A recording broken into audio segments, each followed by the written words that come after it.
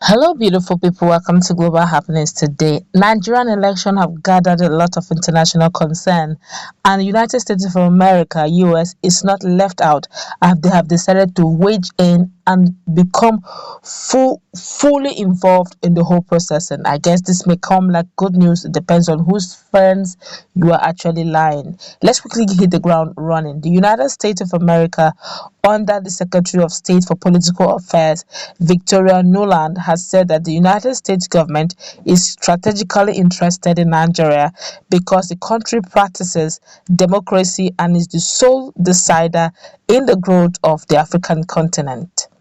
Ambassador Nuland said this during a press briefing with selected media correspondents at the U.S. ambassador to Nigerian residents, that's my time in Abuja. She said, and I quote, "The way Nigeria goes is the way the continent goes. Concerning our strategic interest in the country, there is always a war between authoritarianism and democracy. And considering the fact that Nigeria is the largest democracy in Africa, if Nigeria can become increasingly stable and secure, empower its population, diversify its economy, and empower the next generation, it will be a powerful engine, not only for itself, but for the African continent and all the democracies across the world." The Under Secretary, who also met with the Vice President, Professor Yemi Osibajo, and the Chief of Staff to the President, Ibrahim Gambari, at the State House, said the focus of her visit was concerning the issues of security, free, fair, credible, and peaceful elections. Nolan said, and I quote, "We have been focusing on the issues of security, free, fair, credible, and peaceful elections. We also talked more broadly about our security relationship, but at the high end, in terms of the holistic approach to security, earlier we delivered some Tucano jets, and we are about to have a new delivery of helicopters as well. Concerning our cooperation, we talked about the fact that the security needs to be about countering terrorism at the high end. However, it also needs to be about what comes behind it, such as better governance, employment, and better opportunity, which will drive out the ability of terrorists and terrorism to return to communities." She noted that it was one thing to root out terrorists from communities, but the government must also provide sustainable policing, community security, better services, and good governance. Otherwise, the terrorists would always be back. The way terrorists get into communities and destroy fabric of the nation is an evil thing. We think that Nigeria, with our support, needs to address this in a holistic way. However, what we are trying to do now in our collaboration with the government is to integrate the air and ground approach to security. Commending Nigeria for its leadership in Economic Community of West African States as ECOWAS, she said we need a regional approach to this problem because these terrorists are running across borders and we all need to work together. Nigeria plays a huge role not only for its own security but also for the security of the region through the ECOWAS. Noland, who also met with some members of civil society organizations to discuss the forthcoming 2023 general elections, among other issues, noted that the US was very pleased with the new Electoral Act and also the longer period for campaigns towards the elections. She said, and I quote, "We are very pleased with the new Electoral Act and also the longer period for campaigns towards the elections. The United States will support the Independent National Electoral Commission (INEC) and the police to provide security because we know there is quite a bit of anxiety about that."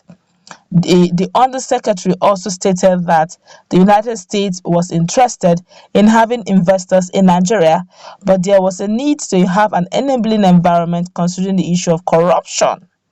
The United States government would love to see more investors in Nigeria, but there is a need for an enabling environment as corruption remains an obstacle, she said. On Wednesday, June 15, there was a report that Ambassador Nolan visited to Mozambique, and her expected visit to Nigeria. Her visit to African continent began on Saturday, June 11, and ended on Friday, June 17, 2022. In Nolan and an interagency met with government counterparts to advance US relationship with Mozambique relations and also two other countries' close security operations as well. While in Mozambique, she met with government officials and civil society members to discuss the full range of bilateral and regional issues, including opportunities and to advance stability and economic recovery in conflict affected areas in support of her government's new partnership under the US strategy to prevent conflict and promote stability. Ambassador Nolan was sworn in as Under Secretary for Political Affairs in April 2021.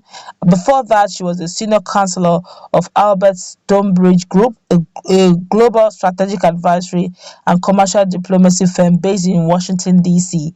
She was also a non-resident senior fellow at the Brookings Institute, a distinguished practitioner in grand strategy at Yale University, and a member of the board of National Empowerment for Democracy. After 33 years as a US diplomat, she served as Assistant Secretary of State for European and Eurasian Affairs from September 2013 until January 2017 under President Obama. She was also the State Department spokesperson. She has a lot of pedigree. In a nutshell, she's a big person. Okay, but you can see that US is interested in our democracy, not just our democracy. Is interested in our security. Is interested in our economy. If indeed they're interested in our economy, they should please help us to get a credible election. Help us to get free and fair elections. And in case people are looking for redress, let's also let them be able to add their voice. A lot of Nigerians believe that Nigeria is blessed. Okay, so some persons who seem to have interest in Nigeria is because Nigeria is strategic. Apart from Nigeria being strategic, Nigeria is one of the biggest economy in Africa. In fact, Nigeria is the most populous black nation in the world. All right, and it's the biggest African country. So it's true to a great extent what she said, that what affects Africa, what affects Nigeria, by default will affect Africa. The level of corruption has spilled to other countries, but Nigeria, my God, the corruption is amazing, and it's worth stopping in all totality. And a lot of Nigerians are looking at this. If they can give us the moral support, we already have the moral support. If they can give us the machineries, then maybe hopefully with the youths.